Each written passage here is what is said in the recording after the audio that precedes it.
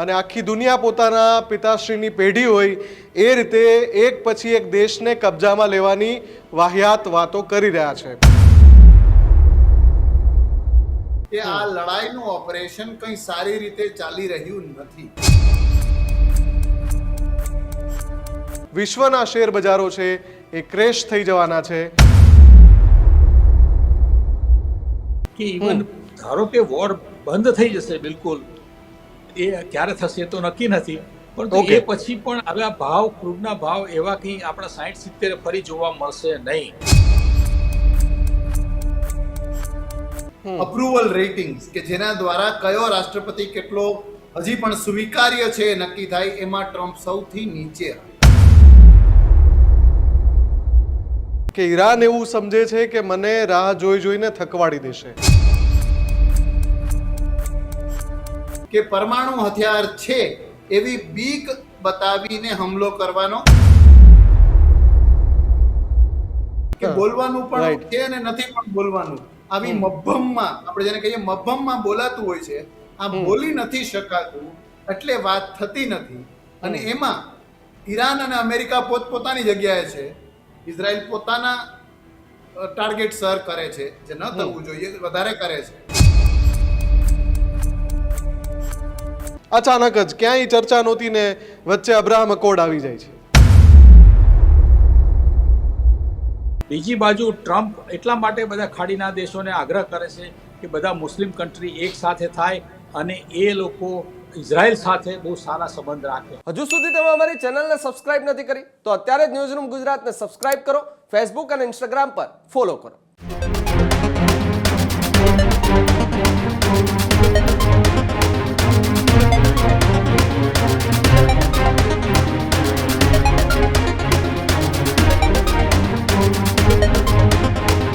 નમસ્કાર, આપ જોઈ રહ્યા છો ન્યૂઝરૂમ ગુજરાત ગર્જનાદ સાથે। હું છું મુફદ્દલ કપાસી અને હું છું પ્રદીપ। આજના ગર્જનાદમાં ચર્ચા કરવી છે કે શું અમેરિકાએ આખા મિડલ ઈસ્ટ પર કબજો કરવા માંગે છે?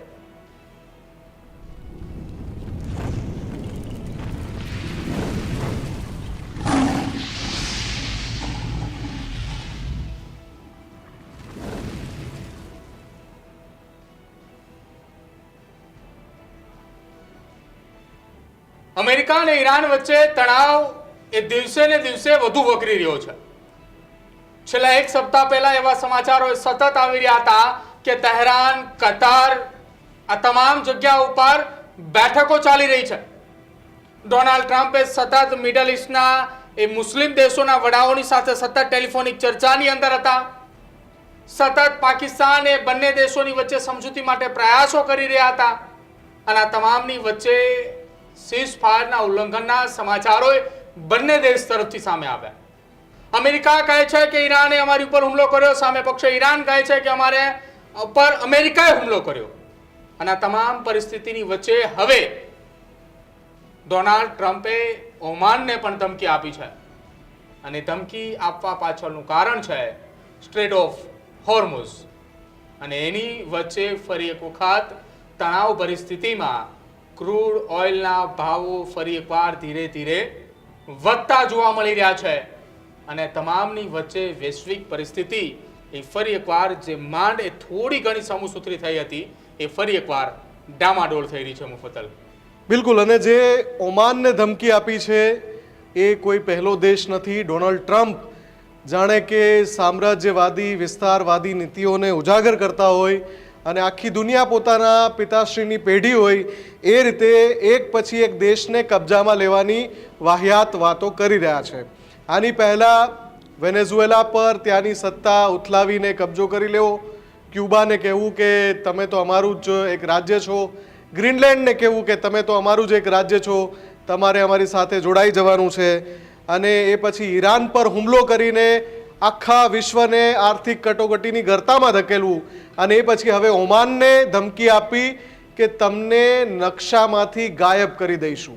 એટલે કે ડોનાલ્ડ ટ્રમ્પ જે અંધાધૂંધી ફેલાવવામાં નંબર 1 પર રહ્યા છે એ હજુ પણ આખા વિશ્વને જ્યાં માંડ કંઈક થાળે પડતું હોય ત્યાં ફરી એકવાર નવા દાવાનળમાં ફૂંકવા માટે તૈયાર બેઠા હોય તેવું લાગી રહ્યું છે। આ બધાની વચ્ચે એક ટ્વીટ પણ ખૂબ વાયરલ થાય છે. આ ટ્વીટ છે રીચ ડેડ પુઅર ડેડના લેખક રોબર્ટ કિયોસાકીનું. દર વખતની જેમ એમણે વળી અનુમાન કરી દીધું છે કે આખા વિશ્વના શેર બજારો છે એ ક્રેશ થઈ જવાના છે. પણ તમે જો સોના અને ચાંદીમાં રોકાણ કરો છો તો સોનું ચાંદી તમને તારી લેશે.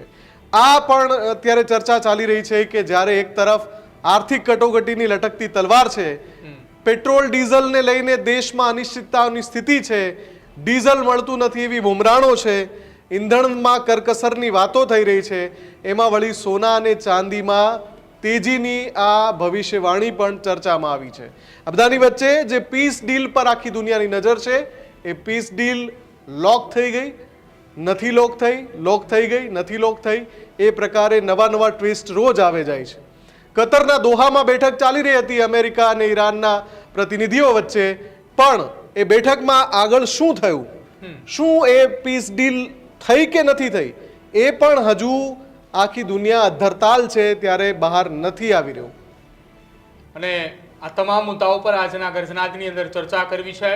પેટ્રોલ ડીઝલની એ ચર્ચાઓ, અછતની વાતો એ ક્યાં સુધી ચર્ચાતી રહેશે, ક્યાં સુધી અછત જોવા મળશે.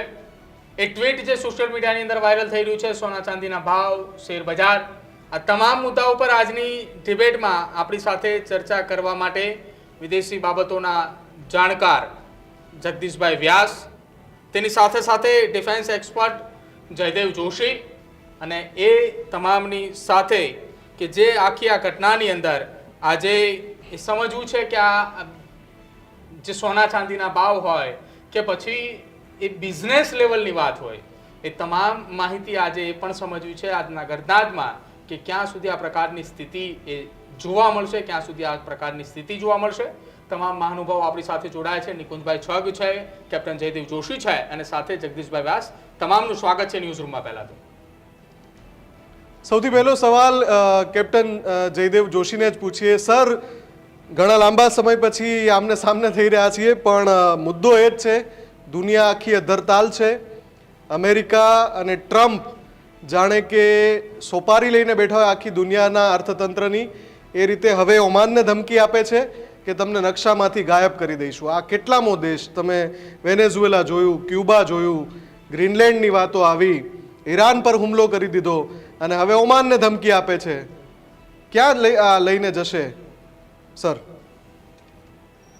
જી, ખૂબ ખૂબ ધન્યવાદ મુફદ્દલજી. આપે કહ્યું તેમ ઘણા વખત પછી મળવાનું થાય છે. આપને અને પ્રદીપજી, આપ બંનેને ખૂબ જ સરસ રીતે આપણા ચેનલ પર ચર્ચા થતી હોય છે, અને કોઈ કારણોસર હું જરા નહોતો જોડાણો, પણ જે રીતે ઘટનાક્રમો બની રહ્યા છે, yes, it is very nice કે આ પ્રકારની ચર્ચા, જેમાં ડિફેન્સ, વિદેશી બાબતો અને બિઝનેસ આ બધું આવરી લઈએ, એ પ્રકારની ચર્ચા એટલા માટે જરૂરી છે કે એવું કહેવાય છે મુફદ્દલજી કે you must not be thinking of the means, you must be thinking of the ends. એટલે કોઈ એક જગ્યાએ ગંતવ્ય સ્થાન પર પહોંચવાના જે રસ્તાઓ છે એની ચિંતા ન કરવી જોઈએ, લક્ષ્યની ચિંતા કરવી જોઈએ. અને આ વાતમાં હંમેશાને માટે નાના મોટા લક્ષ્યથી એક મોટા લક્ષ્ય સુધી પહોંચાતું હોય છે, જેમાં આર્થિક લક્ષ્યના કારણે લડાઈઓ થઈ હોય તેવું વિશ્વએ બહુ ઓછું જોયું છે. પણ એવા દરેક અમેરિકી ઓપરેશનનું પ્રથમ અને અંતિમ લક્ષ્ય હંમેશાને માટે ઓઇલ અને ઓઇલ સાથે કનેક્ટેડ આર્થિક હિતો રહ્યા છે. એટલે એક ડિફેન્સ એક્સપર્ટની રીતે હું આપને એમ કહું તો ડિફેન્સ એક્સપર્ટ તો જવા દો, ડિફેન્સના નૌસિખિયાને પણ એમ કહેવાનું મન થાય કે આ લડાઈનું ઓપરેશન કંઈ સારી રીતે ચાલી રહ્યું નથી. સેનાનો ભોગ લેવાઈ રહ્યો છે, સેનાને કારણે સેના સાથે સંલગ્ન અને એ સ્ટ્રેટ ઓફ હોર્મુઝમાંથી નીકળતા આમ નાગરિકોનો પણ ભોગ લેવાઈ રહ્યો છે, અને લેબનનમાં અને બાકી બધી જગ્યાએ બીજા લોકોનો પણ ભોગ લેવાઈ રહ્યો છે. એક શબ્દ વપરાતો હોય છે મુફદ્દલજી, એ કહી અને હું વાત પૂરી કરીશ અહીંયા કે કોલેટરલ ડેમેજ. ફરી પાછું એ જ વાત પર લઈ જતા કે એક મોટા લક્ષ્ય માટે રસ્તાઓ કેટલાય હોઈ શકે, એમાં જો કોઈ કોલેટરલ ડેમેજ થાય એટલે કે સંજોગો વસાત કોઈ બીજી નુકસાની થાય તો એ નુકસાનીને પચાવી લેવાની હોય. પણ આ યુદ્ધનું તો કોલેટરલ ડેમેજ જ એટલું વધારે રહ્યું છે, જેમાં નાગરિકો, આસપાસના દેશો અત્યારે આપણે ચર્ચા કરી રહ્યા છીએ ત્યારે અલ જઝીરા અને બીબીસીના બ્રેકિંગ છે કે ઈરાનિયન ફોર્સિસે કુવેતમાંના અમેરિકી બેઝિસ ઉપર હુમલો કરી દીધો. આખા દક્ષિણ લેબનનને વેકેટ કરવાની વાત ઇઝરાયલ કરે છે. તો ખબર નહીં આ કઈ ડીલ ચાલુ છે. ઓકે, ડીલ આ કેવું સીઝફાયર છે કે જ્યાં સીઝફાયરનું જ અસ્તિત્વ નથી? જી જી અચ્છા, એટલે નિકુંજભાઈ છગ આપણી સાથે છે, બિઝનેસ એક્સપર્ટ. નિકુંજભાઈ, એક તૈયારી અને એક ચર્ચા એ સોશિયલ મીડિયાની અંદર અત્યારે ટ્રેન્ડની અંદર ચાલી રહી છે કે એરલાઇન્સની વાત હોય એની સાથે સાથે શિપિંગ અને મેન્યુફેક્ચર, આ તમામ સેક્ટરની અંદર અત્યારે એક બાદ એક અસરો જોવા મળી રહી છે. અને એ અસરો પાછળનું કારણ ક્રૂડ ઓઇલ, ડીઝલની ક્રાઇસિસ અને મિડલ ઇસ્ટમાંથી જે આખી દુનિયાને સપ્લાય થતું 20%ની આસપાસનું એ ક્રૂડ ઓઇલ કે જે બ્લોકેજ છે જેના કારણે અસર થઈ રહી છે. હજુ પણ શક્યતાઓ ખરી કે આ એ મિડલ ઇસ્ટના તણાવની વચ્ચે ક્રૂડ ઓઇલના ભાવની અંદર વધારો જોવા મળે? ક્રાઇસિસ એ હજુ પણ ડીઝલના કારણે મેન્યુફેક્ચર યુનિટ હોય, સાથે જ એરલાઇન્સ હોય, આ તમામ ઉપર અસર પડી શકે એવું? થેન્ક યુ મને બોલાવવા માટે અહીંયા, પ્રદીપભાઈ અને મુફદ્દલભાઈ. સો જે તમારો પ્રશ્ન છે એ રિલેટેડ ટુ ડીઝલ અને ખાસ કરીને જે એવિએશન ફ્યુલ છે એના રિલેટેડ છે, રાઈટ? તો main problem is not about the સપ્લાયનો પ્રોબ્લેમ કરતાં પણ વધારે શું છે ઇન્ડિયા માટે, ઇન્ડિયા ભારતના કન્ટેક્સમાં જોઈએ તો કે અહીંયા આપણે સપ્લાય તો મળી જાય છે, બટ જેનો પર બેરલ જે ક્રૂડનો ભાવ છે એ બહુ વધી ગયો છે. જે આપણી લિમિટ છે, જે આજથી 6 મહિના પહેલા કે આ યુદ્ધ ચાલુ થયું પહેલા $60-70 પર બેરલ હતું, જે અત્યારે 100 પ્લસ 110 ની આસપાસ અત્યારે છે. તો એ બધું એને કારણે શું થાય છે કે આપણી જે ઓવરઓલ બેલેન્સ શીટ છે ઇન્ડિયાની એના ઉપર બહુ મોટો ઇમ્પેક્ટ આવે છે એને કારણે. અને જે ડીઝલ છે ઇન્ડસ્ટ્રીયલ યુઝ માટે જોઈએ કે જે એવિએશન ફ્યુલ છે એ બધાનો ભાવ આસમાને છે અત્યારે. અને આ વસ્તુ જ્યાં સુધી કોઈ પણ કન્ફર્મડ ડીલ નહીં થાય અને યુદ્ધ ખતમ નહીં થાય, આ બધું સેન્ટિમેન્ટ્સ ઉપર ચાલે. એવું નથી કે એક્ઝેક્ટલી અત્યારે જે $110-120 આપણે દેખાય છે, બટ એ ફ્યુચરના ભાવ હોય, દેટ ઇઝ ફ્યુચર્સ રેટ હોય. કે જ્યારે ત્યાં સુધી પહોંચે ત્યારે હજી બીજા $10-20 વધી જતા હોય છે. સેમ વે જો આજે ડીલ પતી જાય તો નેક્સ્ટ ક્વાર્ટરમાં જે ક્રૂડ ઓઇલ ઇમ્પોર્ટ થાય એના ભાવ ઓછા આવશે, કેમ કે આપણને જે ભાવ દેખાય મોસ્ટલી ફ્યુચરના ભાવ હોય. Okay, right? તો આ બધી વસ્તુની ઇમ્પેક્ટ અલ્ટિમેટલી બિઝનેસ ઉપર અત્યારે એટલા માટે આવે છે કે જે તમારી ફર્નેસીસ છે, સપોઝ આપણે અમદાવાદની આજુબાજુમાં જેટલી પણ ફર્નેસ રિલેટેડ મેન્યુફેક્ચરિંગ યુનિટ્સ છે, પછી મોરબીના આપણા જે બધા કારખાનાઓમાં જે ઇમ્પેક્ટ આવી, જે એવિએશન ફ્યુલને કારણે જે ફ્લાઇટના રેટ્સ છે એ વધી ગયા, તો એ બધી વસ્તુ ઇમ્પેક્ટ હજી એવી ને એવી જ રહેશે જ્યાં સુધી આનું કોઈ સોલ્યુશન નહીં આવે. અને ક્રૂડનો ભાવ અહીંયાથી વધવાના હજી ચાન્સીસ લાગે છે, બીકોઝ જે ક્લેરિટી નહીં આવે, જ્યાં સુધી સેન્ટિમેન્ટ પોઝિટિવ નહીં થાય ત્યાં સુધી ક્રૂડના ભાવ વધતા રહેશે. ઓકે, જગદીશજી, મારે એ પૂછવું છે કે જે રીતે ટ્રમ્પ કાલે એક ચર્ચા દરમિયાન નિવેદન આપે છે કે ઈરાન એવું સમજે છે કે મને રાહ જોઈને થકવાડી દેશે, એટલે ઈરાનની જે સ્ટ્રેટેજી ઉપર વોર એક્સપર્ટ અત્યારે ચર્ચા કરી રહ્યા છે કે ભાઈ ઈરાન જાણી જોઈને પીસ ડીલને ડિલે કરી રહ્યું છે, એનો એકરાર ટ્રમ્પે કરી લીધો. આમ જોવા જઈએ તો એવું લાગે છે આપને કે આમાં જાણી જોઈને પીસ ડીલને રોકવામાં આવી રહી છે, જેથી ટ્રમ્પ પહેલા ઇલેક્શનની નજીક પહોંચી જાય અને ત્યાં એમને બહુ મોટું ડેમેજ થાય?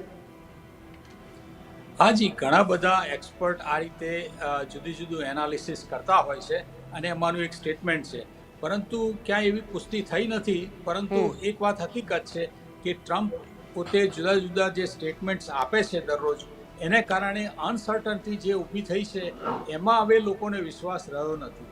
ઇવન અમેરિકાના જાણીતા એનાલિસ્ટ બધા એ લોકોએ પણ હવે અત્યારે હેઠા મૂકી દીધા છે. એ લોકોએ પણ અનપ્રિડિક્ટેબલ આન્સર જ આપવા માંડે છે. એટલે હવે હકીકતમાં આપણે 2-3 દિવસ પહેલાં જોયું કે બધું આપણને એમ લાગતું હતું કે હવે બધું થાળે પડી ગયું છે અને હવે પતી જવા આવ્યું છે. ટ્રમ્પે પણ કહ્યું કે હવે અમે દિલની નજીક છે, અહીંયા એમના વિદેશ પ્રધાને અહીંયા અમદાવાદમાં અરે ભારતની અંદર પણ એવા સ્ટેટમેન્ટ આપ્યા છે. એવું લાગ્યું અને ક્રૂડ ₹100 અંદર પણ ગયો, એટલે લગભગ 10% ડાઉન ગયો. એટલે વર્લ્ડમાં થોડી આવી એક રાહત જેવું દેખાતું હતું અને ફરી પાછું આ શરૂ થયું.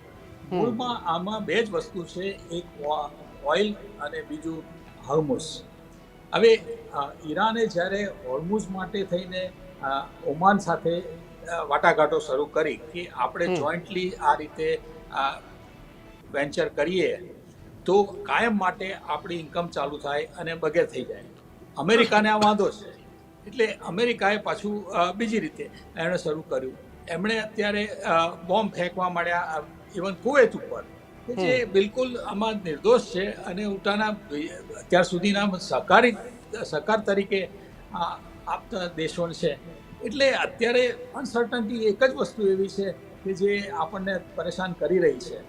હવે ભારતમાં આપણે જોયું કે વાતાવરણ સારું લાગતું હતું અને ધીરે ધીરે શેર બજાર માર્કેટ અમેરિકાનું પણ સારું રહ્યું અને ભારતનું અને વિશ્વના બીજા દેશોને પણ સારું થવા માંડ્યું. એટલે ઇકોનોમિકલી આપણને એમ લાગતું હતું કે હવે થશે, પરંતુ જે રીતે એનાલિસ્ટ બધા એક્સપર્ટ્સ કહેતા હોય છે કે ઇવન ધારો કે વોર બંધ થઈ જશે બિલકુલ, એ ક્યારે થશે તો નક્કી નથી, પરંતુ એ પછી પણ આવા ભાવ ક્રૂડના ભાવ એવા કંઈ આપણા 60-70 ફરી જોવા મળશે નહીં. હવે મારે એ જ પૂછવું છે સર, હું આવું આપની પાસે. કેપ્ટન જયદેવ જોશીને એ જ પૂછવું છે સર, લગાતાર સમાચાર આવે છે, પહેલાં એક સીઝ ફાયરનો ટાઈમલાઈન ડિક્લેર કરે છે ટ્રમ્પ, પછી એની જ્યારે ડેડલાઇન પૂરી થાય છે પછી એમ કહે છે કે ભાઈ અમે સીઝ ફાયર એક્સટેન્ડ કરીએ છીએ, આગળ લઈ જઈએ છીએ. હવે એની કોઈ ટાઈમલાઈન નથી. છેલ્લા લગભગ 1 મહિના ઉપરથી સમયથી આ જે અલિખિત સીઝ ફાયર છે એ ચાલી રહ્યું છે. હવે છેલ્લા એવા અહેવાલ હતા કે ભાઈ કતરના દોહામાં અમેરિકન અને ઈરાનિયન જે ડેલિગેશન છે એ વાતચીત કરી રહ્યું છે, અને પછી અહેવાલ આવે કે ભાઈ પીસ ડીલ, ગઈકાલે એક અહેવાલ વહેતો થયો કે ભાઈ પીસ ડીલ લોક થઈ ગઈ, જાહેરાત માટે રાહ જોવાઈ રહી છે. શું લાગે છે આપને, ક્યાં વાત અટકી હોઈ શકે છે? કેમ કે હવે તો એ મુદ્દા પણ સામે આવી ગયા કે ભાઈ હોર્મુઝ ખોલવા માટે પણ ઈરાન તૈયાર છે, પરમાણુ સંયંત્રો ઉપર પણ એક શરતોને આધીન સમજૂતી કરવા તૈયાર છે. તો વાત ક્યાં અટકી રહી છે, શું લાગે છે આપને? પરમાણુ હથિયારો પછી સ્ટ્રેટ ઓફ હોર્મુઝ. તો પરમાણુ હથિયારોની વાતને તો આપણે ટોટલી ઇક્વેશનમાંથી બાકાત જ કરી દઈએ તો વ્યાજબી. એટલા માટે કે આવું જ ઐતિહાસિક રીતે અમેરિકા કરતો આવ્યું છે. સદ્દામ હુસેનનો કેસ હોય કે પછી આ કેસ હોય કે પરમાણુ હથિયાર છે એવી બીક બતાવીને હુમલો કરવાનો અને પછી ફેરવી તોડવાનું ને એ બધું કરવું, એટલે પરમાણુ હથિયારને આપણે ઇક્વેશનમાંથી કાઢી નાખીએ. વાત આવે છે સ્ટેટ ઓફ હોર્મુઝની. અમેરિકા જે કદાચ નથી કરી શકતું એ છે કે સ્વીકારી નથી શકતું અને એને એક્ઝેક્ટ શબ્દોમાં આર્ટિક્યુલેટ કરીને મૂકી નથી શકતું કે સ્ટેટ ઓફ હોર્મુઝમાંથી પાસ થતા લગભગ દરેક શિપ પાસેથી અમારે ઓક્ટ્રોય જેવું કે કમિશન જેવું કે ચુંગી વસૂલવી છે એ નથી બોલી શકતું. એવું નહીં બોલી શકાય, કદાચ એવું કરી ન શકાય, બીજા દેશો આ વાત માને નહીં. પણ કહેવાતા આ ખોમેનીના પુત્ર મુજતબાની સાથે રહીને ઈરાનમાંથી નીકળતા દરેક ઓઇલમાં કોઈક ને કોઈક રીતે અમેરિકાનો અને ટ્રમ્પ જેના માટે જાણીતા છે એવા પોતાના મોટા બિઝનેસ કોંગ્લોમરેટ જેને કહેવાય, જેનું મોટું આખું બિઝનેસનું અસ્તિત્વ જે છે, આખું ચેઇન છે, એનું કંઈક ને કંઈકમાં ઇન્વોલ્વમેન્ટ રહે. આ પડદા પાછળની વાત છે. આના માટે માર્કો રૂબિયો હોય કે એના ડિફેન્સ સેક્રેટરી હોય, એ બધા પણ આ ગોળ ગોળ ગલ્લા તલ્લા કરે છે. અને ડિપ્લોમસીની ભાષામાં તો આપણે બધું જગદીશભાઈ પાસેથી પણ સાંભળશું, ડિપ્લોમસીની ભાષામાં તો you have to say it but not to say it, કે બોલવાનું પણ છે અને નથી પણ બોલવાનું. આવી મભ્ભમમાં, આપણે જેને કહીએ મભ્ભમમાં બોલાતું હોય છે, આ બોલી નથી શકાતું, એટલે વાત થતી નથી. અને એમાં ઈરાન અને અમેરિકા પોતપોતાની જગ્યાએ છે. ઇઝરાયલ પોતાના ટાર્ગેટ સર કરે છે, જે ન થવું જોઈએ વધારે કરે છે. પાકિસ્તાન પોતાના ટાર્ગેટ સર કરે છે. યુએઈ અને આ બીજા દેશો, સાઉદી અરેબિયાને એ પોતાની જાતને ઓપેકમાંથી હટાવી લે છે. એટલે આખું જ રેડિકલી આખું ઇક્વેશન બદલાવી રહ્યા હોય, the rules of the game બદલાવી રહ્યા હોય, એ રીતના હરકતો થઈ રહી છે. પણ જ્યાં સુધી અમેરિકાને ધ ગ્રીન ડોલર, જગદીશભાઈ just taking no slight pull on you, કે જ્યાં સુધી અમેરિકન્સને ગ્રીન ડોલર ના દેખાય ત્યાં સુધી આનો અંત નજીકમાં દેખાય એવું લાગતું નથી. બિલકુલ. ભાઈ આપની પાસે આવું છું. અત્યારે જે શરૂઆતની અંદર વાત કરતા હતા, રીચ ડેડ એન્ડ પુઅર ડેડના લેખક જે કિયોસાકી જેમનું ટ્વીટ અત્યારે છેલ્લા 5 દિવસ પહેલાનું ટ્વીટ હતું ને અત્યારે ચર્ચાની અંદર આવ્યું છે.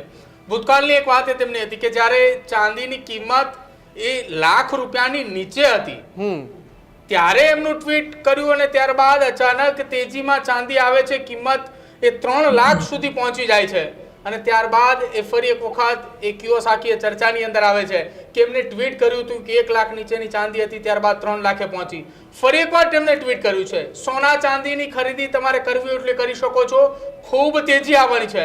બીજી તરફ તેમણે એક વાત એ પણ કરી કે શેર માર્કેટની અંદર ક્રેશ થવાનો છે, મોટો ધડાકો થવાનો છે. એટલે એક તરફ પ્રાઇસ અપ જવાની વાત કરી છે, બીજી તરફ શેર બજારે ડાઉન થવાની વાત કરી છે. કઈ રીતે જોઈ રહ્યા છો બજારની અંદર આ વાતને? રાઈટ પ્રદીપભાઈ, બહુ સારો સવાલ છે તમારો. કોવિડ પછીથી અત્યાર સુધી 6 વર્ષમાં તમે રોબર્ટ કિયોસાકી મોટા લેખક છે, બહુ મોટા ઇકોનોમિસ્ટ છે અને જે આપણા બધાના ફેવરિટ ડોનાલ્ડ ટ્રમ્પ છે એમના એક પાર્ટનર પણ છે, બિઝનેસ પાર્ટનર છે એમના, બરાબર. અને રોબર્ટ કિયોસાકી સાહેબે ઘણી બધી બુક્સ લખી છે, મેં ઓલમોસ્ટ બધી બુક એની વાંચી છે.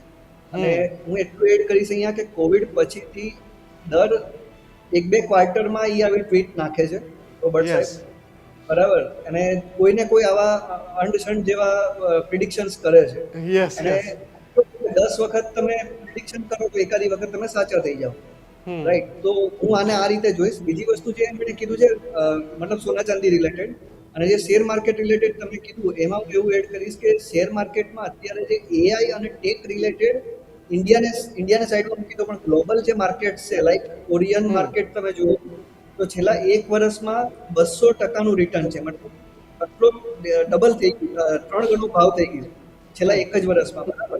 સેમ વસ્તુ તમે તાઇવાનમાં જુઓ તો તાઇવાનનું જે ટોટલ માર્કેટ કેપ છે એમાંથી 60-65% એક જ કંપનીનો હિસ્સો છે, TSMC કરીને જે સ્ટોક છે એનો. તો આ વસ્તુ શું છે કે એટલું બધું ઓવર વેલ્યુએશન ગ્લોબલી છે. તમે નેસ્ડેક 100 નો તમે ઇન્ડેક્સ જુઓ, જે અમેરિકાની ટેક 100 કંપનીનો છે એમાં જે ટોપ 7 જે કહેવાય, જેને મેગ્નિફિસન્ટ 7 પણ કહેવાય છે, એનો હિસ્સો 50% કરતાં વધારે છે માર્કેટ કેપમાં. તો આ બધું ઓલરેડી એક બબલ જેવું ક્રિએટ થઈ ગયું છે એઆઈ અને ટેક રિલેટેડ સ્ટોક્સમાં ગ્લોબલી. એને કારણે કોઈ પણ ક્રેશ આવવાની સંભાવના છે સપ્ટેમ્બર થી ઓક્ટોબર આસપાસ. અત્યારે હજી નહીં, એબાઉટ સપ્ટેમ્બર ઓક્ટોબર આસપાસ એઝમ્પશન છે કે આવી શકે છે. તો આ એક બહુ નોર્મલ, મતલબ બધાને ઓલમોસ્ટ ખબર છે આ વસ્તુ, બરાબર. So there is nothing new in this. એક છેલ્લી વસ્તુ એડ કરીશ અહીંયા, જે બીજા જે એક્સપર્ટ છે એ લોકો આમાં વાત કરતા હતા એના ઉપરથી હું કહું. મેં એક જગ્યાએ સાંભળેલું હતું એક બહુ મોટા એક્સપર્ટ પાસે કે અમેરિકા પાસે એનર્જી છે, બરાબર, કેમ કે હવે નેટ એક્સપોર્ટર થઈ ગયું છે, એ હવે ઇમ્પોર્ટ નથી કરતું એનર્જી. ઈરાન પાસે આખી દુનિયા પાસે ઘડિયાળ છે, આપણે બધા પાસે ઘડિયાળ છે, બરાબર, કે હવે કેટલું ચાલશે આપણે એવું વિચારીએ છીએ. અને ઈરાન પાસે સમય, કેમ કે જેટલું લાંબુ ખેંચશે આને એટલો એના માટે વધારે બેનિફિટ છે. આઈ હોપ જયદેવભાઈ આમાં એડ કરી શકે વધારે. Thank you. ઓકે જગદીશજી, મારે સવાલ એ પૂછવો છે કે પહેલાં જ્યારે આ પીસ ડીલ ચાલી રહી છે, અચાનક ટ્રમ્પ એક લાંબી લચક પોસ્ટ લખે છે ટ્રથ ઉપર અને કહે છે કે જેટલા દેશો મિડલ ઇસ્ટના મધ્યસ્થી કરાવી રહ્યા છે આમાં, એ તમામ અબ્રાહમ અકોર્ડમાં હસ્તાક્ષર ફરજિયાત કરશે.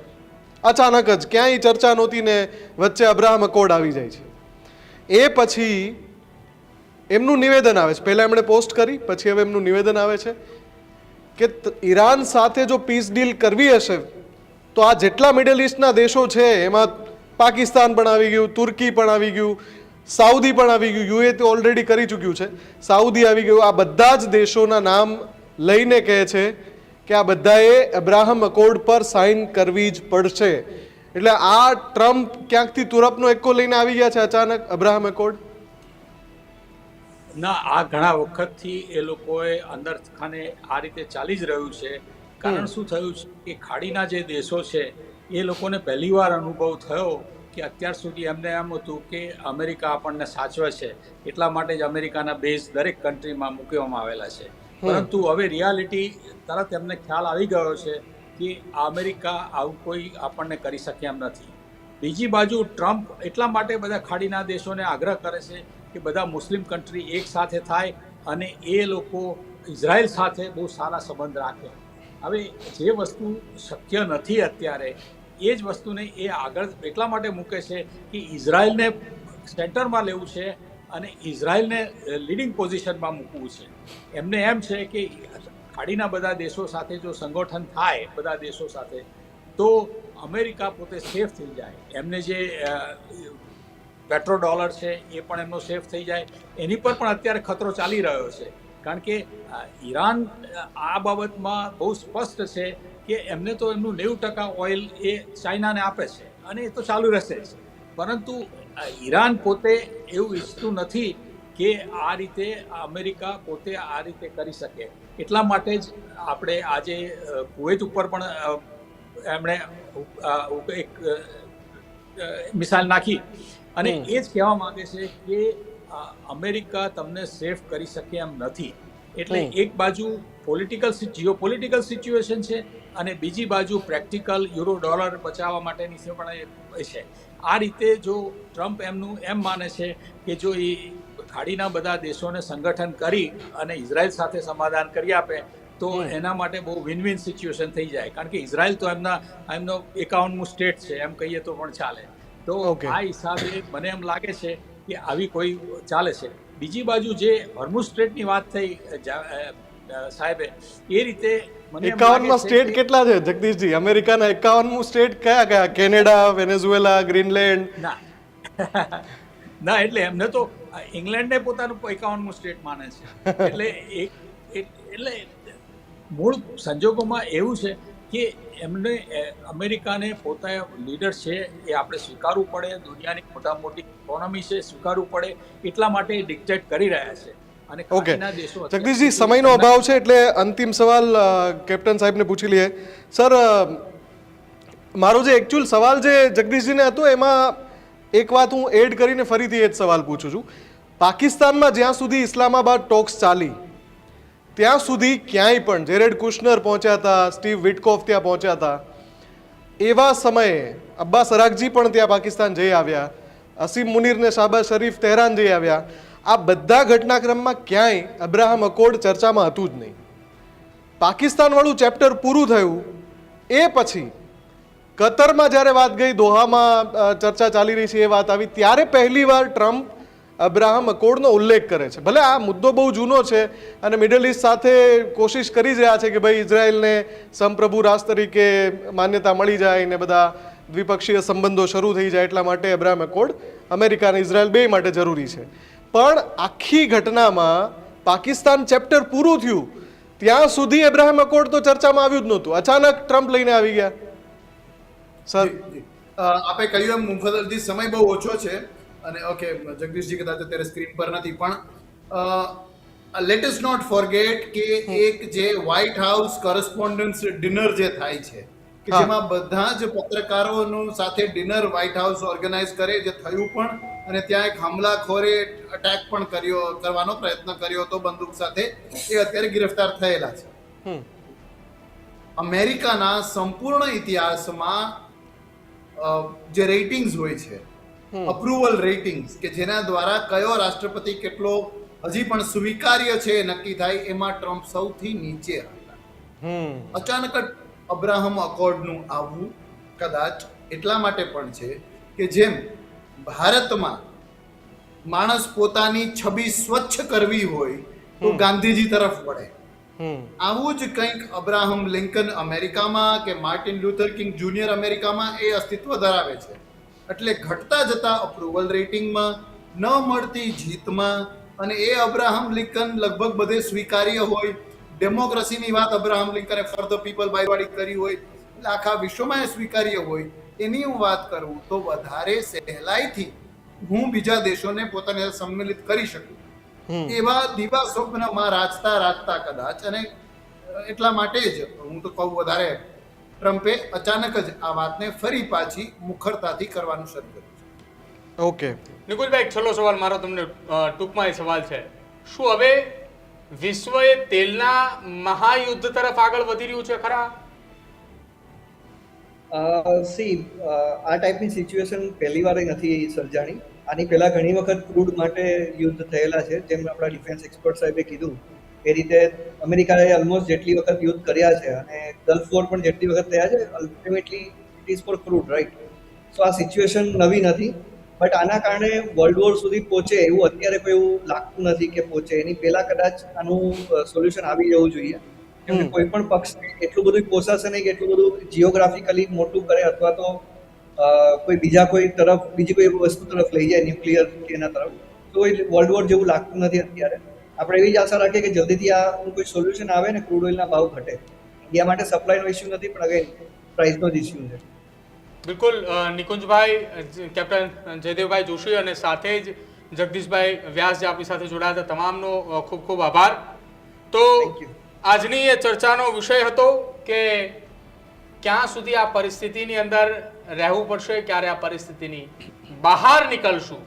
કેમ કે ચર્ચા એ અત્યારે આખી દુનિયાની અંદર ચાલી રહી છે કે એક બાદ એક દેશોને ધમકી આપવી અને ધમકી આપ્યા બાદ કેટલાક સમય સુધી શાંતિપૂર્ણ માહોલમાં રહેવું, થોડા ઘણા નિવેદનો આપવા અને અચાનક ધમકી આપવી કે જેના કારણે સતત આંતરરાષ્ટ્રીય બજારની અંદર ઉતાર ચઢાવ જોવા મળે, જેના કારણે અનેક દેશોની આર્થિક સંકટ એની ઉપર આવી જાય છે, જેમાંના નાના દેશોની સ્થિતિ ખૂબ અત્યારે કફોડી બની ચૂકી છે. બિલકુલ. અને જે પરમાણુ હથિયારોનો ડર બતાવીને ઈરાન પર હુમલો કરી દેતું ઇઝરાયલ હોય કે પછી અમેરિકા હોય, 2025માં ઇઝરાયલે હુમલો કર્યો હતો, 26માં અમેરિકાએ હુમલો કર્યો, અને એનાથી જે વૈશ્વિક અનિશ્ચિતતાઓ સર્જાય છે, આર્થિક કટોકટી સર્જાય છે, એનું જવાબદાર કોણ? આ સૌથી મોટો સવાલ છે. અને દુનિયા ક્યાં સુધી એક મહાસત્તા તરીકે અમેરિકાને આ સ્વરૂપમાં સ્વીકારશે? કેમ કે દુનિયાનો દરેક દેશ ઓછા વધતા અંશે આ ઘટનાક્રમથી પરેશાન છે. દુનિયા આખીમાં ઉર્જા સંકટ છે, એને સ્વીકારવું જ રહેવું. અને એના જનક હોય તો એ અમેરિકા અને ઇઝરાયલ છે, એ પણ એટલું જ નગ્ન સત્ય છે. આપ શું વિચારો છો? ડોનાલ્ડ ટ્રમ્પની જીદના કારણે આવી પરિસ્થિતિ બની છે? ડોનાલ્ડ ટ્રમ્પના જીદના કારણે આજે પેટ્રોલ ડીઝલના ભારતમાં વાંધા પડ્યા છે? આપના શું વિચારો છે? ચોક્કસથી કમેન્ટ કરીને અમારા ડિજિટલ સેક્શનમાં જણાવજો. ગર્જનાદમાં અત્યારે બસ આટલું જ. આપ જોતા રહો ન્યૂઝરૂમ ગુજરાત. નમસ્કાર.